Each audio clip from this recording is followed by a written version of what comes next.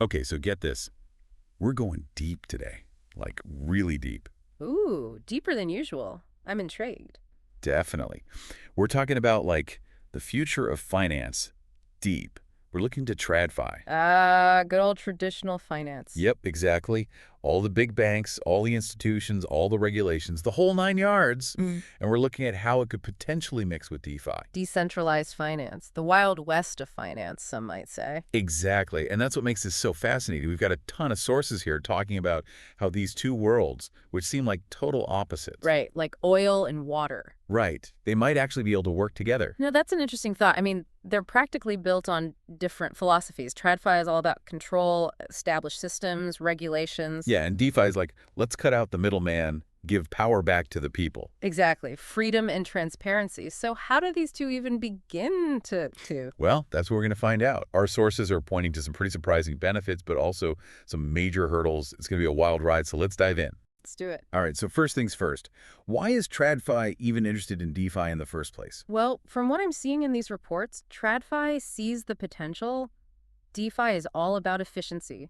Transactions happen faster, fees are lower, and it can even open up financial access to people who've been left out of traditional systems. It's like, imagine cutting out all the bank fees when you send money overseas. Exactly. And some reports even showed DeFi transactions being up to 90% cheaper. That's a massive difference. Wow, that's huge.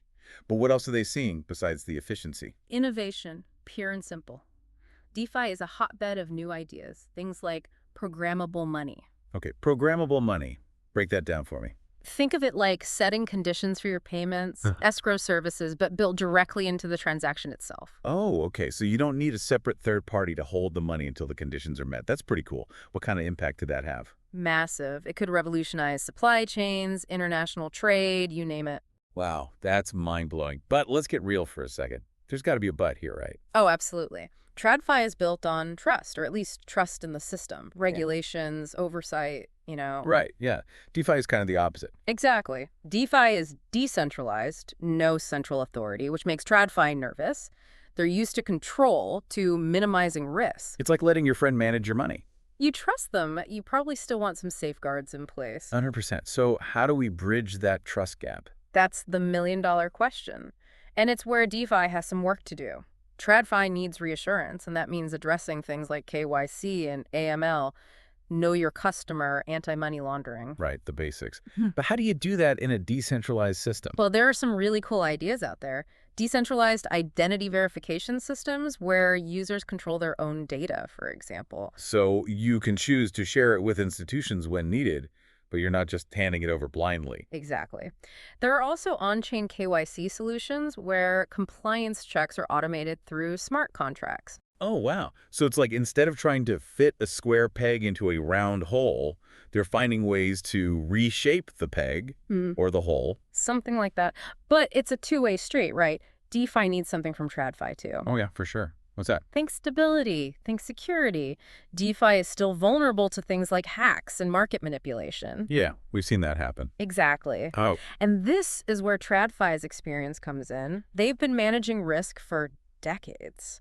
it's like a brilliant creative artist collaborating with a seasoned, super organized gallery owner. I like that. Each brings something vital to the table, but there's still one giant hurdle. Okay, I'm sensing this is a big one. Lay it on me. Regulation. Right now, the regulatory landscape for DeFi is like the Wild West. It's making TradFi investors nervous. They need clear guidelines. So is this where the SEC comes in? Like, will they step in and set rules for DeFi? That's the debate. Some argue that clear regulations will bring stability and attract institutional money. Makes sense. But others worry that too much regulation will stifle innovation and undermine the whole point of DeFi. So this isn't just a financial question, it's a philosophical one too. Control versus freedom. Exactly, and that's what makes this whole thing so fascinating. So where do we go from here? What's the future hold? Well, I think it's less about one conquering the other and more about finding a way for both to coexist. Imagine a world where DeFi offers seamless global transactions, while TradFi provides the safety net of regulation. That would be a game changer. And for our listeners out there, what would this kind of collaboration mean for your own finances? Would you be more open to exploring DeFi, if it had the backing of traditional institutions. That's the question to ask yourself. We're still in the early stages of this potential partnership, but the implications are huge. It could reshape everything from how we invest and manage money to how we interact with the global economy as a whole. Yeah, it's definitely an exciting time to be watching all of this unfold. Thanks for diving deep with us today. Keep those questions coming, and we'll see you on the next deep dive.